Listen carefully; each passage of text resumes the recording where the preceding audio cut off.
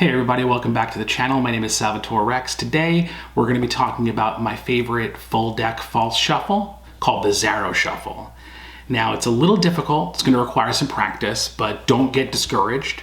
It is really a really great move once you're able to do it, and it opens up a lot of doors for you. So let's get into it. So the Zarrow Shuffle. It's a full deck false shuffle. Essentially what we're doing, and I'll show you how to do this, but essentially what we're doing is we're splitting packets in two. We're riffling up the packets. And in the action of what it looks like us squaring the packets together and pushing them together, what we're really doing is just moving around two halves of the deck. So let's put this back where it belongs. Perfect. I'll show you in speed. So this is the first way to do a Zarrow Shuffle. It requires you to do it twice.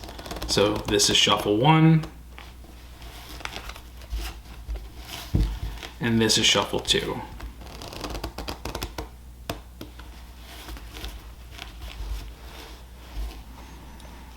And the whole deck is still in order.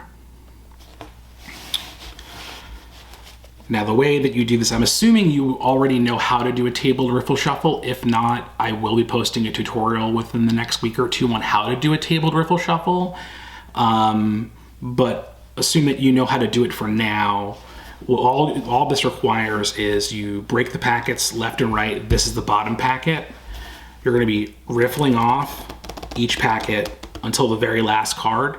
And you always want the top card from the top packet to fall on top of the top card from the bottom packet. And then you're gonna push the two cards forward just a little bit.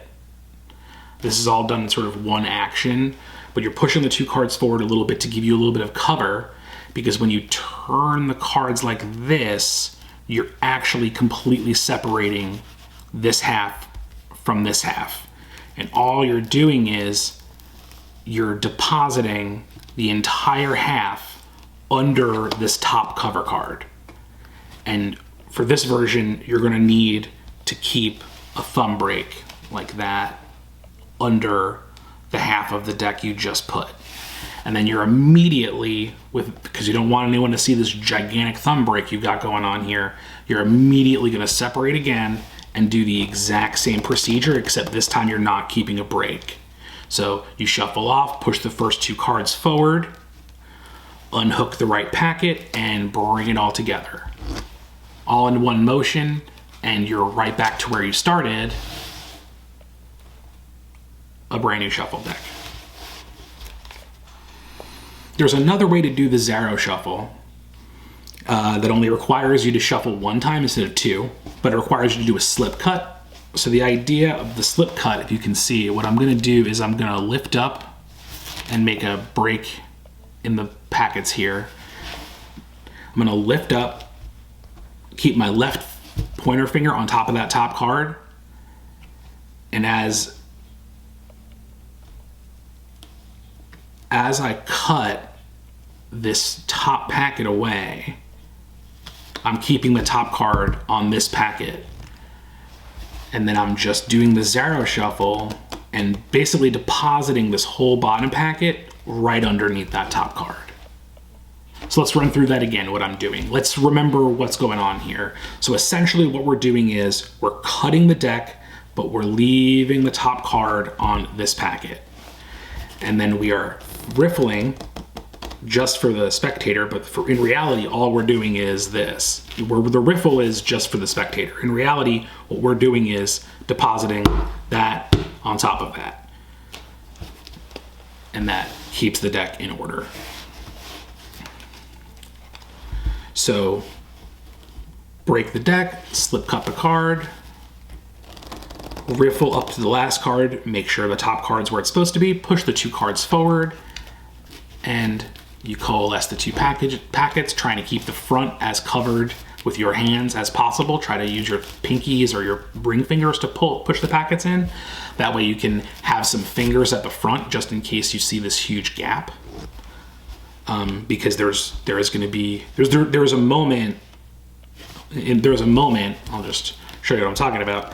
there's a moment right around here that looks really rough.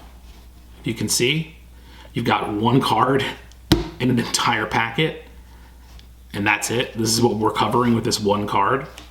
So with your hands here and you push in with your pinkies, it sort of hides all that action, and you don't see the big discrepancy at the front of the deck. You just see two hands sort of, you know, jamming the cards together.